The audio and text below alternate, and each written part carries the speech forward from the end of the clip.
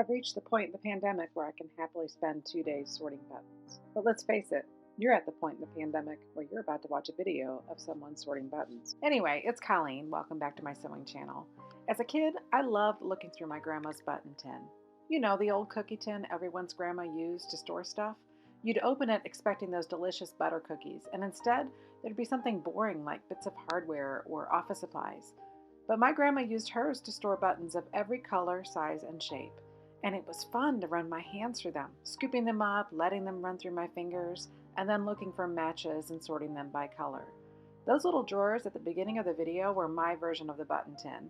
And while it was fun to spend hours digging through buttons when I was 7, it's not so much fun these days when I have a project to complete and I can't find what I need. So it's time to organize my buttons, and like the rest of my recent sewing room organization projects, I have 2 goals. One is to purge my stash of stuff that I can no longer use. And 2 is to organize what I decide to keep so I can easily find what I need. I didn't set out to have this many buttons, but over the years, other people have given me their stash of buttons, and I've purchased buttons at thrift stores or during sales, and I did end up inheriting that tin of buttons from my grandma. Today I have more buttons than I can possibly use. Now, as you can see, everything in this drawer here was metallic, so I had at least sorted things a little bit along the way. I didn't know if they were matching buttons or not, unless they happen to be still on the original card. That's fine when you need to just replace one button on a pair of pants, but if you're looking for 6 matching buttons for a blouse, good luck with that. Now, if I had buttons on a card, that's fine. I could just store it like that. If I had multiple cards of the same button, I could pin them together. Here, I'm actually stringing matching buttons on a piece of thread, and then I put all of them on the thread at once, and I just cut apart the individual sets as I came to them and tied them off. This was a great way to keep all of the matching buttons together without having them on a card. I did have some small plastic bags, and if I had a lot of buttons, I would put them in there. That you can see how great this is. All of those buttons are in little sets, and I can just toss them in the container as they are. This process definitely took some time, but it was worth it because now the next time I need buttons, it'll be easier. This drawer had every color of the rainbow in it, and it was really hard to find anything that matched. When I did my bunting video, it took me about 45 minutes to find enough purple buttons to do that project. So what I did here is sort them roughly by color group, and then I can do a detail sort to find matches. Here's where I've gotten to so far. In the little containers are the ones I'm keeping, and in the baggies are the ones I'm getting rid of. So metallics, red, pink, orange, yellow, green, blue, purple. Now it's time to tackle the really big categories, which are black, gray, brown, tan, white. I have this interesting little container set that I bought at Goodwill, and I used to have all kinds of different notions in here, but I've reorganized the rest of my room, so now this is something I can use for buttons. Right now, these are the ones I'm keeping, but here's what I have left. There's all my brown and ivory.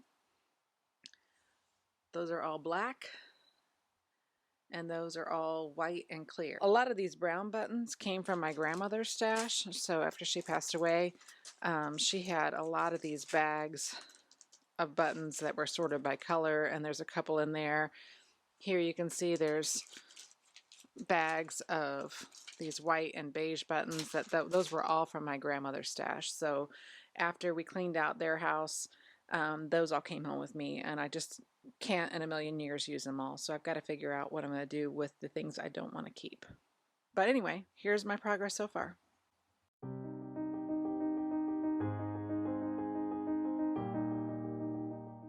I had to come up with some rules so I would know what to keep and what to get rid of. One of the big rules, obviously, is condition. If the buttons were worn or dirty, they had to go. Another rule was whether or not I had a set of buttons. So if I could only find 1 or 2 of a particular button style, I tended to get rid of those because I can't think of too many projects that would only need 1 or 2 buttons, unless they're really big, unique buttons. And then the third thing is if I thought I could use them or not. So some buttons, even though I had a lot of them, if they were of a style that I didn't particularly care for, they had to go too. Anyway, those are the rules I used, and it really helped to have the rules at the outset so that as I was sorting, I could make quick decisions.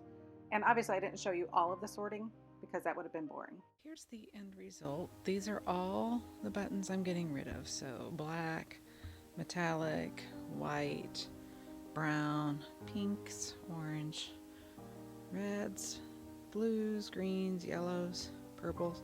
That feels awesome. That's a ton of buttons. These are all the buttons I'm keeping, and I feel really good about it. I have reorganized a couple things since I filmed the sorting of the buttons, but this is where I landed, and I think I'm really going to be happy with it. So here I have the white buttons. These are pink. Down below I have blue. There is brown. These are pearl and shell. This is gray. I have silver metallic and gold metallic and black. And then here in these antique jars, these are all of my fancy buttons. So the sparkly antique rhinestone buttons, they're wonderful, and I can't wait to find a project to use those on.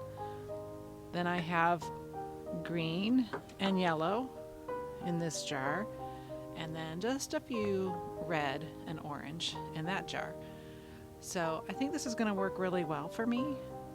Just anytime I have a project and I need a button, I can go right to the bin that has the color I'm looking for. Everything is sorted, so if I find a button I like, I right away know that all of them are together and I can see how many I have. Then that leaves the question, what did I do with the extras? So this is a tree made from buttons. Not a huge fan of how it turned out, but I can see that it would have potential. It's just an embroidery hoop with some burlap, and I hot glued the buttons on there.